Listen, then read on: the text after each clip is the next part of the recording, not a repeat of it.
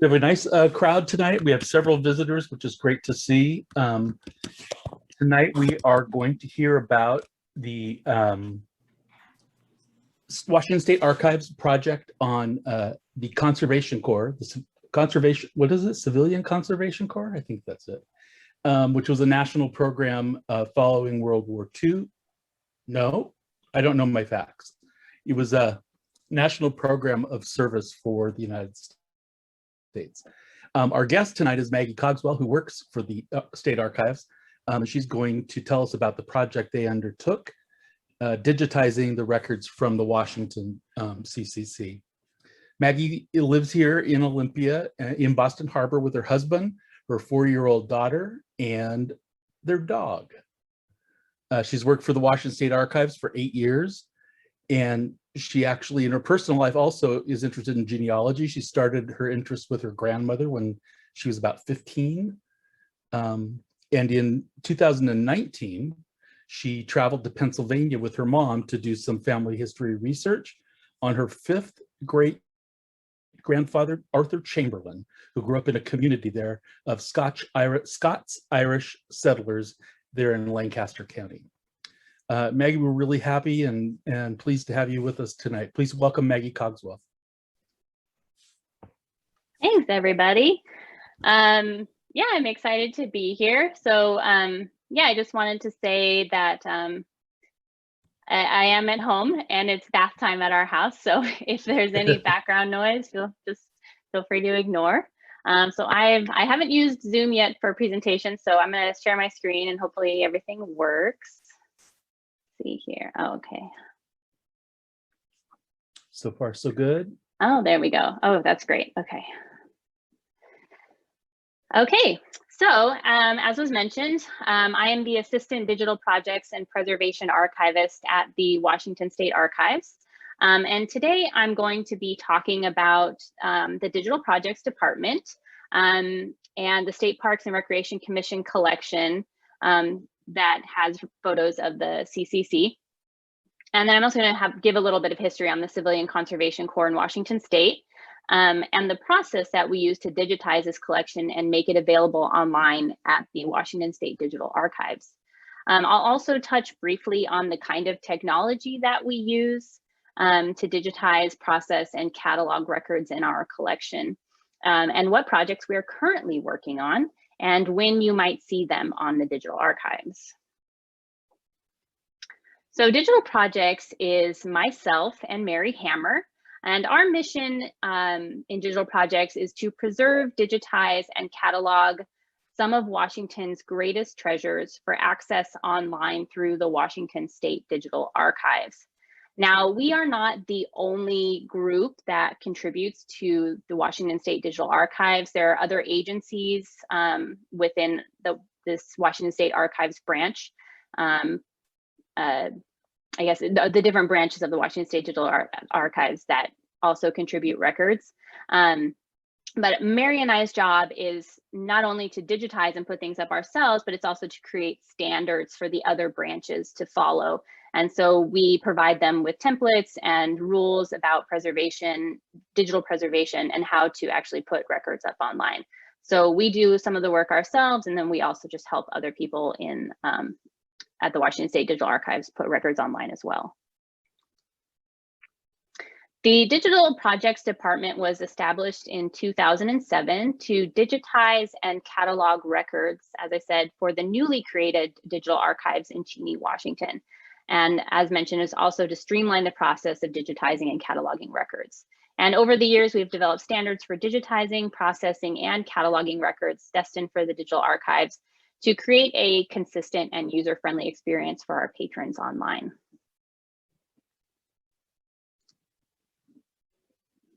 And so this is just the homepage of the Digital Archives. I'm sure you're all familiar with it at this point. And if not, it's digitalarchives.wa.gov.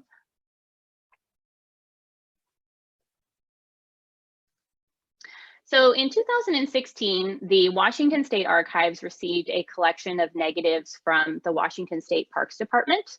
And this collection of over 2,400 images shows work conducted on Washington State parks by the Civilian Conservation Corps workers between 1933 and 1938. Images include construction of picnic areas, campgrounds, kitchen shelters, bathrooms, caretakers' homes, trails, bridges, as well as CCC activities, camps, and daily life. The Civilian Conservation Corps was actually a public works relief program for unemployed men that focused on natural resource conservation from 1933 to 1942. And as part of the New Deal legislation proposed by FDR, the CCC was designed to provide work for young men suffering as a result of the Great Depression, as well as to provide a natural resource conservation program on federal and state lands. So members would enlist for a duration of 6 months, living in camps, wearing uniforms, and abiding by strict standards and discipline. In its duration, about 3 million CCC men worked in public lands across the nation, and many of Washington state parks were built entirely by CCC men, creating one of the finest park systems in the country. Mama, please. Just a minute. I'm giving a presentation.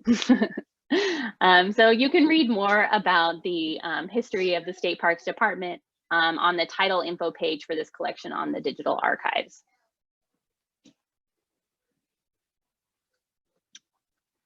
So digitization of this collection began in 2007 with former archives employee Sean Cryer. And part of our agreement upon acquisition of this collection from the State Parks Department was that we would digitize it for their personal use. So we would keep the originals at the archive, and then we would provide them with a digital copy of their collection. Unfortunately, due to budget cuts and staff changes, this project was not completed soon after it began. And what was digitized ended up languishing on our servers for approximately 10 years. So it's a little bit of a fib, I guess, to say that this collection took 10 years to digitize, because really it started 10 years ago and then wasn't able to get finished until someone came along and decided they wanted to take it on, which was me. So when I moved to the research department, or when I moved from the research department to digital projects in 2017, I expressed an interest in helping Mary tackle her backlog of digitized collections that were started but never completed. And that included the state parks photographs, among other collections.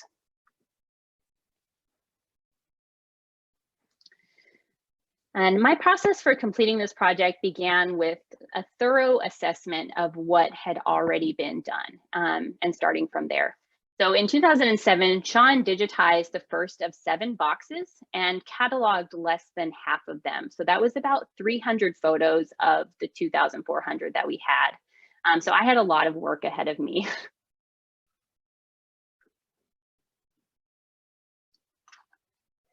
And in digital projects, our process for creating online access includes an initial project planning meeting to determine technical specifications, indexing, and cataloging specifications, task assignments, etc.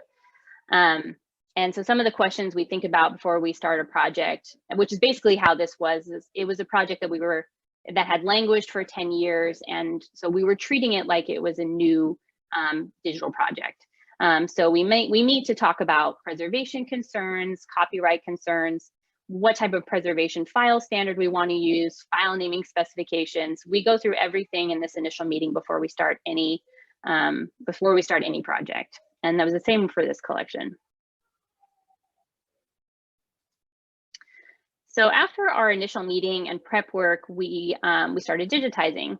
And for this collection, Mary and I trained 2 students, Kirsten Brown and Jennifer Huapaya, to digitize the records so that I could focus on processing and cataloging the existing images that Sean had created back in 2007. It was really important for us to start working on the photos that Sean had already digitized, because they were coming up on, being roughly 10 years old at that time. And when a digital record reaches a certain age, it does actually start to degrade if you aren't using it, and if you aren't, what's the word for it? Basically reformatting it. And so I wanted to get in there to make sure that all of the images that we had were actually in good shape and usable, and that I didn't need to rescan any of them. And then what I mean by processing is we had the original scan and I cleaned it up in Photoshop to make sure that it looks good for the digital archives. And the photo here is just is basically our setup. We sometimes, so the Epson scanners sometimes come with like a sort of plastic frame system that you can put your different slides into. And we did utilize those where the images would fit. But most of the time it just works like this, where we have our color card, and then we have the digital image or the negative on the scanning bed. So after digitization of a set of images was complete, I would QC the image files against the originals to make sure that nothing was missing and that the digital copy matched what was in the box. So what you'll see here is a photograph of the negative that's been scanned, and then on the right-hand side is the actual sleeve that the negative sits in. And so I would go one by one just to make sure that the photo number that's in the lower left-hand side of the image matched the photo number that is up on the sleeve. And so I just wanted to QC and make sure that none of the images got missed during scanning and that everything looks the same.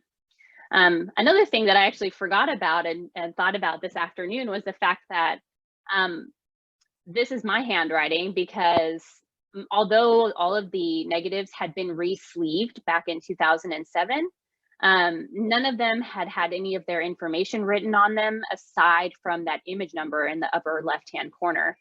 So I added the digitized, the file name of the digital photo up on the right-hand side, and I also added the descriptive information that was given to us with the collection back in 2007.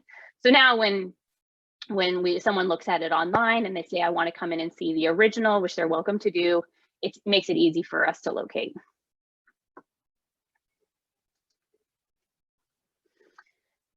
So after I do my quality control, I create an access copy of every image and I save them to a different drive on our servers. So this way we always have two copies of our digital collection. One is an original, unedited, uncompressed preservation file, and the other is an editable copy that we process in Photoshop for online access. So what you'll see here on the left-hand side is our preservation copy, unedited as it was originally scanned, and then on the right-hand side is the presentation copy.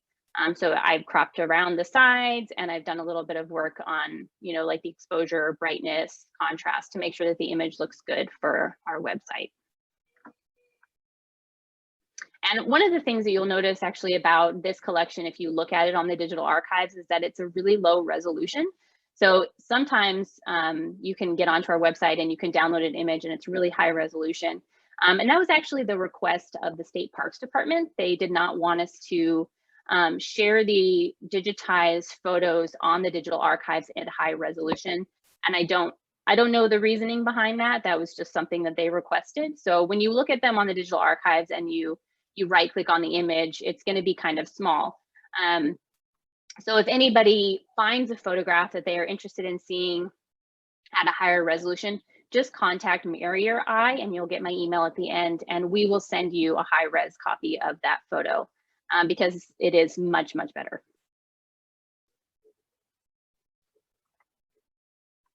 So after processing, every image is cataloged according to the specifications we determined in our initial meeting. Cataloging to specific standards for online access is the most detailed and time-consuming portion of every project. Every field of information that you see on the digital archives for each image in this collection was typed by me. For this collection, that included an item number, a photographer if it was known, a title, a date, information on the extent or the physical description of the image or set of images, including their size, the scope and content, which is an objective narrative summary of the image. So for this one, you'll see it's, photograph of community kitchen at Rosario Beach, something simple.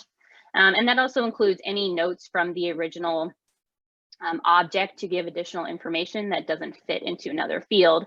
And for this image, actually, the note in the notes field, we have an access restrictions note because it is a nitrate negative, and nitrate negatives, as many of you know, are combustible and not safe to handle often. So we do keep them in a freezer storage situation, or a low temperature storage, not totally frozen, but they require special treatment. So if it's a nitrate images, we'll let you know on the digital archives. Yeah, and we also add searchable index terms or subject terms that are relevant to the image. So in this one, you'll see kitchens, stone buildings, logs, masonry, beaches, Deception State Park. So you can click on any of those, are all searchable, and then it'll show you every photo that we have that falls under the category of masonry. And we get our subject terms from the Thesaurus for Graphic Materials or the Library of Congress, which provides both interactive and machine access to commonly used ontologies, controlled vocabularies, and other lists for bibliographic description. So these aren't something we make up ourselves. This is a standard that is created by the Library of Congress and is available to everyone online. Here. So after digitization, processing, and cataloging are complete, the collection is ready for upload to the digital archives. Mary and I QC each other's work, so before my cataloging can be attached to the digital archive, she QCs my cataloging and vice versa. We help each other. Overall, this collection took me and my team of students 6 months to complete over the span of 1 year. And that wasn't just working on this full time. You know, I have other projects that I'm working on simultaneously. So it was roughly 6 months total. And then it was made available on the digital archives in the summer of 2018. And needless to say, the State Parks Department was thrilled when it was done. They had waited a long time to have these photographs back in their possession. And I was just really happy to have it off of Mary's plate and make these images available to the public. So the hardware and software that we used to create this digital collection included 2 Epson Expression 1200 XL flatbed scanners, Adobe Photoshop for processing, and Microsoft Excel for cataloging. And for other collections, we have other types of scanners and cameras that we use that allow us to digitize records of many different size and shapes. So it sort of just depends on what we're working with as to what technology or hardware we will use.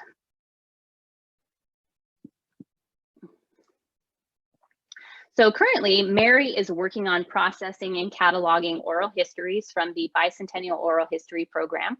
And many of the oral histories focusing on the Black community in Seattle and King County are available online and are being added to regularly. So keep an eye out for additions to that collection over the next couple of years.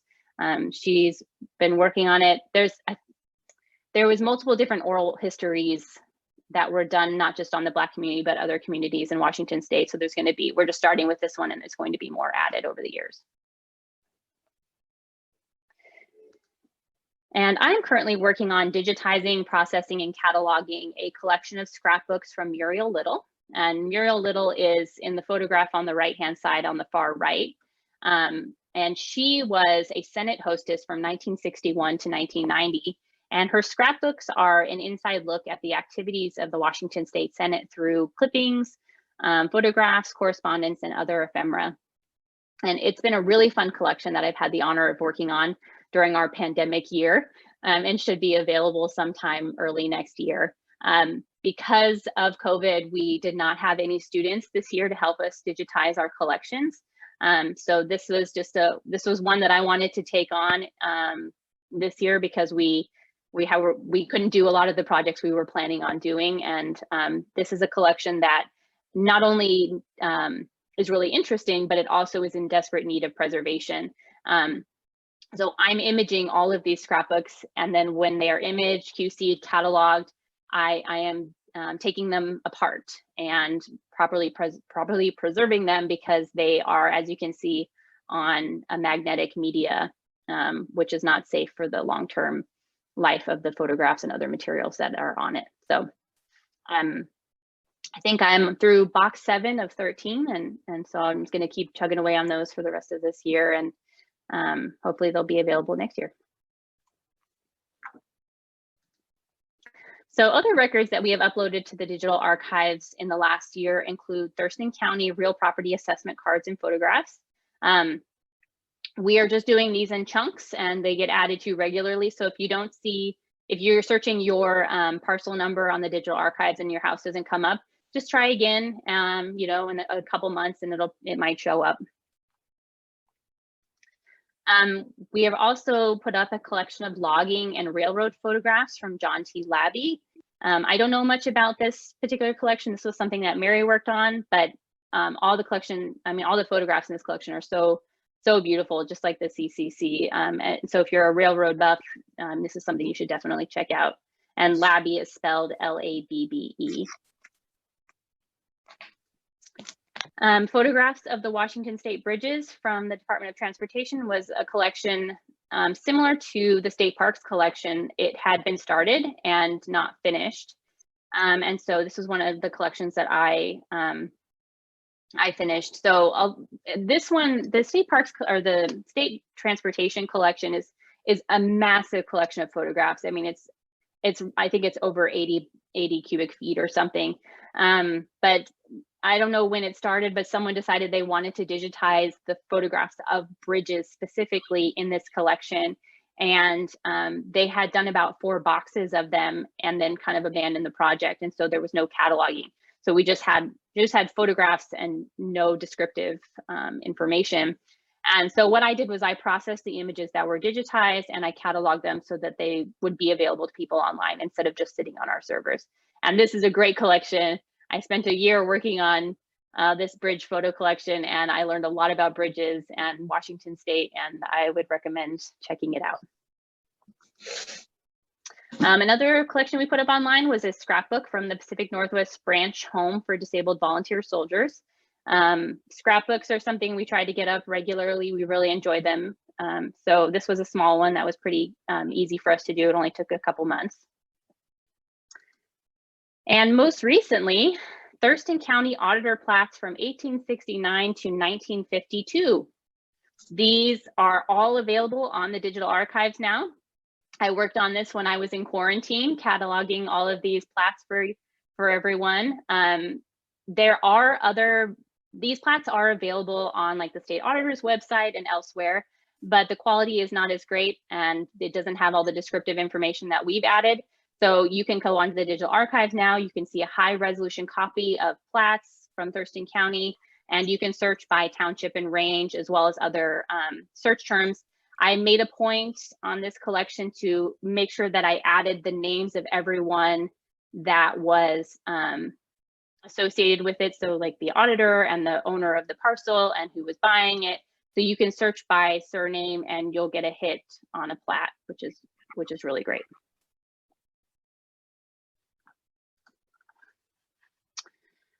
And you can find all recently added collections on the main page of the Digital Archives website. Over on the left-hand side of the page under recently added titles, it's sort of hidden a little bit, but if you click on the top of, if you click on the more underneath at the bottom, you can see a selection of recently added items to our collection.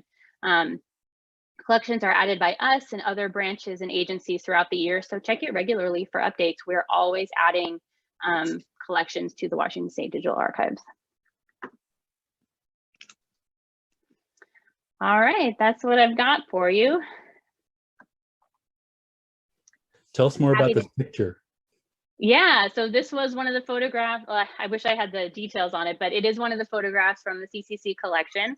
And I believe it's from the Spokane area possibly, but this is just an image of the, what their campsites look like generally. Amazing. Yeah. Well, thank you. This was fascinating. I have about an hour's worth of questions myself, but let's see who else has questions. I need to figure out how to see them first. Sure. Would it be easier if I stopped sharing my screen? Unless you're going to show other stuff. No, that's all I've got. All right, then go ahead and you can stop showing them. All right. Yeah, I'm happy to answer questions. Great. Who has a question? Somebody on chat has said, how do you scan scrapbooks? Do you take them apart and scan each item? We do not take them apart unless like the Muriel Little collection will be taken apart eventually because it does need to be preserved. But normally we keep our scrapbooks as they are, and we don't scan them, we photograph them. So we have a camera that is mounted on basically over a scanning bed, and then we lay the scrapbook underneath the camera and we photograph every page.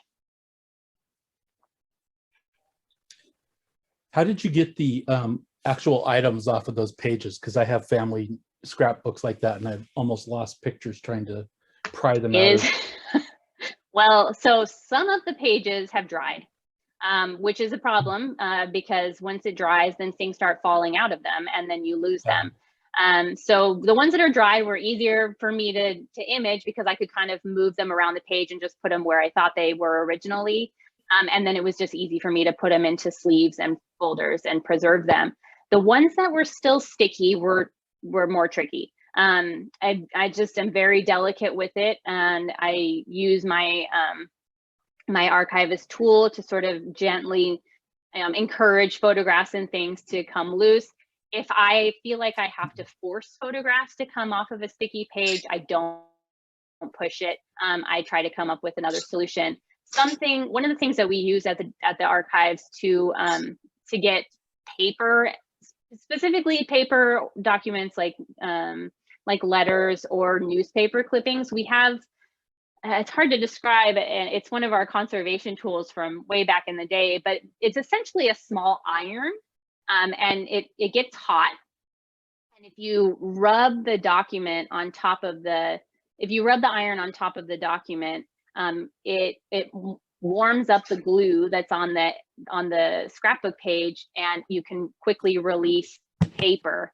It's a really delicate process. I do like little circles, and then I test it, and then I do it again, and you just have to do it really slowly until the paper comes loose. So yeah, it takes a while. Sometimes I don't do that on photographs because the heat can cause problems on the emulsion of the photograph. So I just use that for paper or newspaper.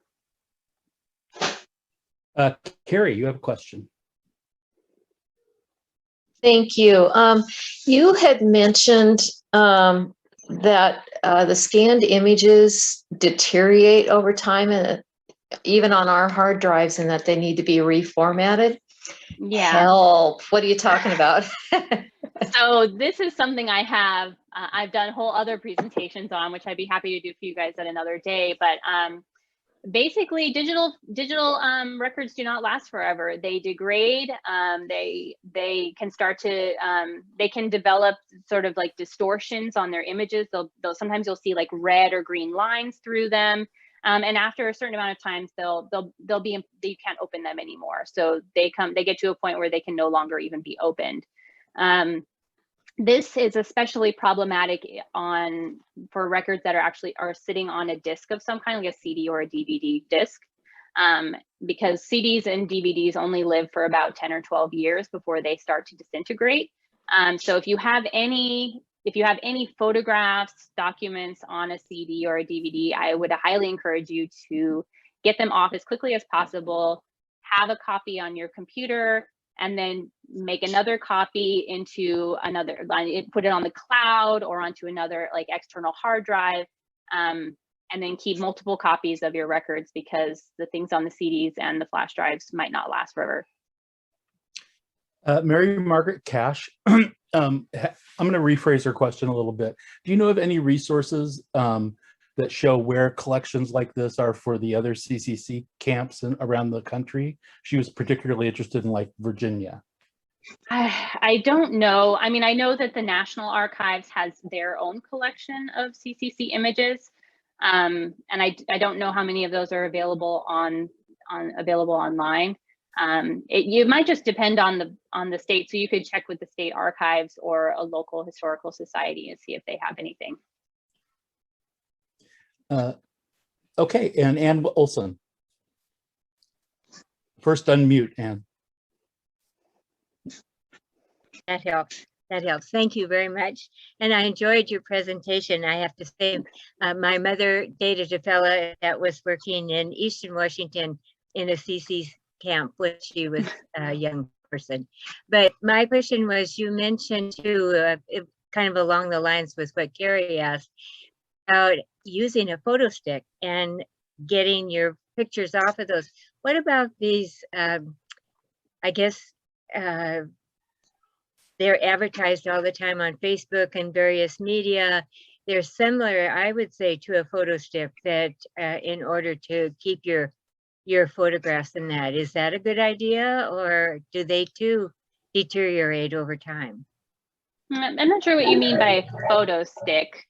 Well, they're small little, I can't think of the name of one right now, but they're supposed to be something that you can preserve your photographs on rather than putting them in the cloud or keeping them on your camera or whatever. Right.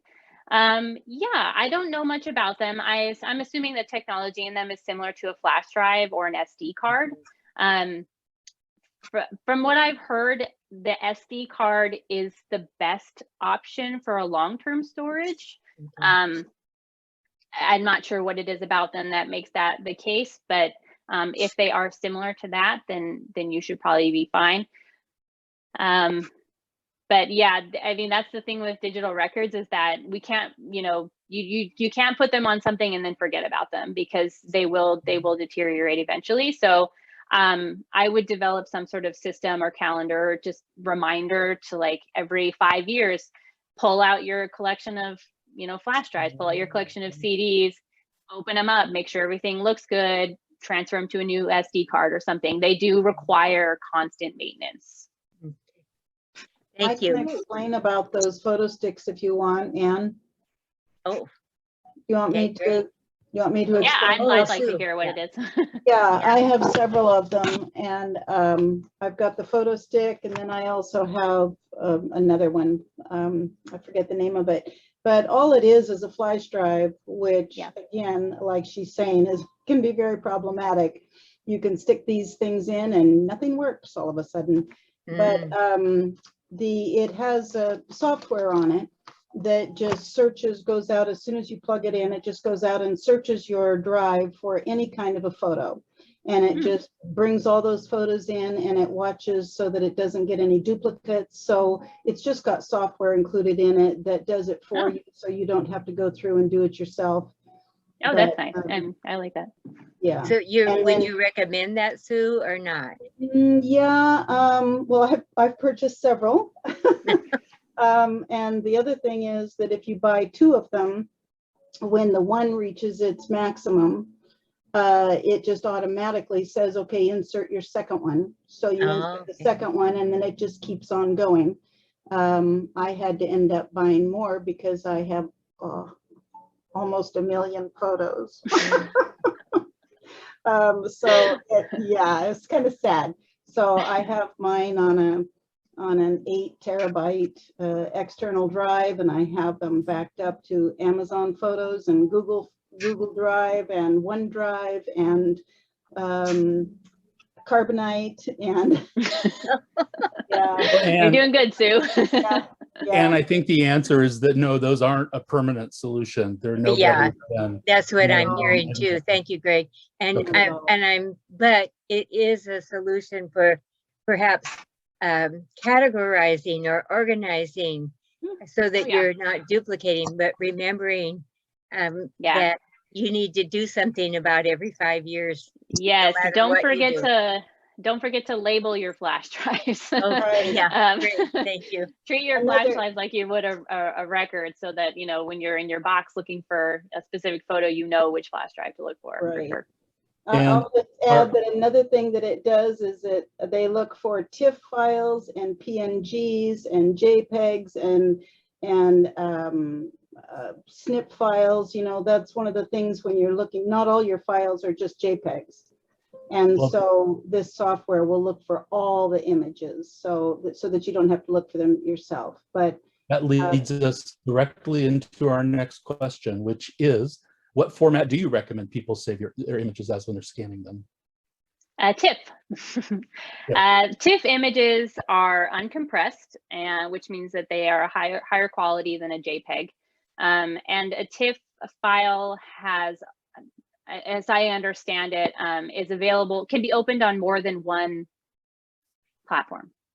So the idea is that you want to make sure you use formats that aren't exclusive to a single platform, because eventually that platform will be outdated, or it might not be updated or available anymore, and you'll want to make sure that you can open that file in many different platforms. So TIFF is what we use. We do have JPEGs available. If we are posting something on like social media, we'll change it to a JPEG because it's a smaller file size and it's better for sharing online. But for our preservation files, we use TIFFs. What resolution do you scan at? It depends on the size of the image. We don't recommend scanning anything above a 600 DPI unless you're planning on enlarging that image. So if it's a smaller photograph and you want it to be bigger for, you know, a print or whatever, sure, go ahead and scan it at a 600 DPI. If you're not planning on enlarging the digital image for printing, you can scan at 300 or below, and it'll save you a lot of space on your hard drive, on your computer. Great, and my apologies to Aaron. I'm sure you've explained that to me before, but I didn't remember. McDonald, Susan and Dennis, do you have a question? Yeah, my question, I've got my mother's photo album, of which is a large format, unfortunately, so I can't scan it on my scanner. So I'm going to photograph each one. What I'm curious about, it has a black, it used the old black paper for backing. Yes. And so if I take a picture, I may be able to edit some of them by squeezing and cropping and whatnot. But that's going to take up a lot of memory, I think. Is that true for each photo? It can be, and I was just kind of I've given a presentation on photographing oversized materials before, and so I just wanted to look at my notes here about the size. The other key is, what equipment did you use? It's someplace I read where they suggested that your camera have a polarizer on it so you don't get the glare that might show up from lighting. Yeah, I mean, that's an option. The camera I use is not polarized.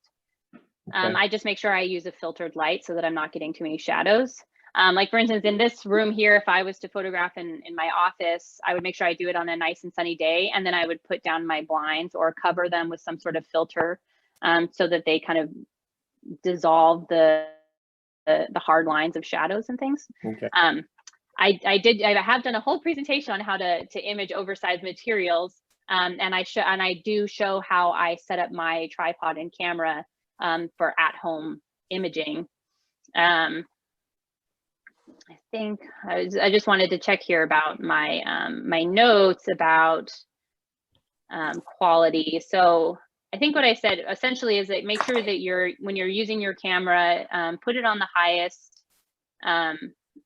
quality setting that you have. So it's usually a JPEG L for large. And if it gives you the options of like fine, super fine, basic, or normal, make sure you use a fine setting. So the highest quality you can get. Okay. And you'll get a good image. Yeah. Ann Olson. I don't have another question. I just have a comment.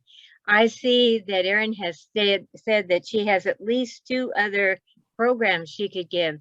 So anybody who might be wanting to consider helping that vice president, there's some programs right there. Thank you.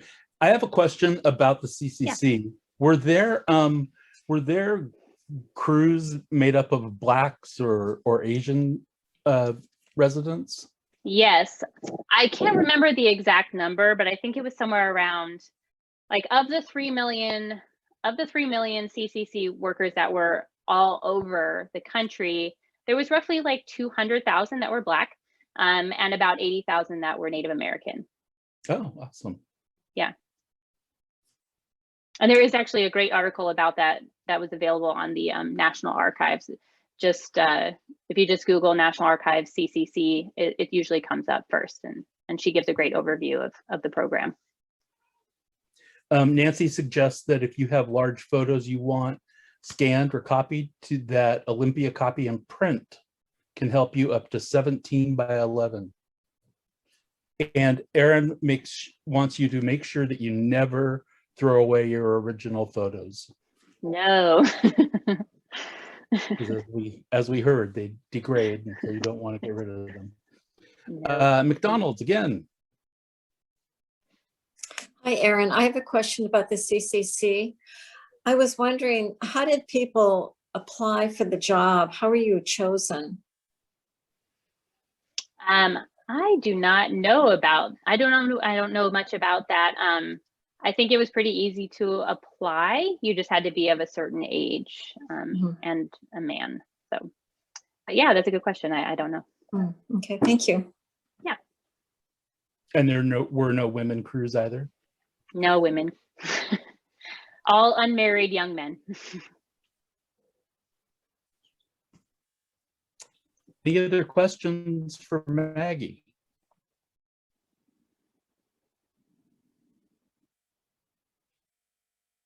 Well, Maggie, I can't thank you enough. That was fascinating.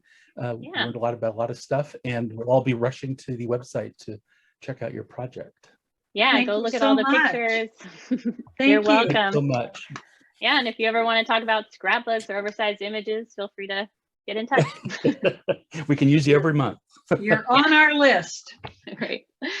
Happy to do it. Thank you, Maggie. Thank Have a good night, everyone. You too.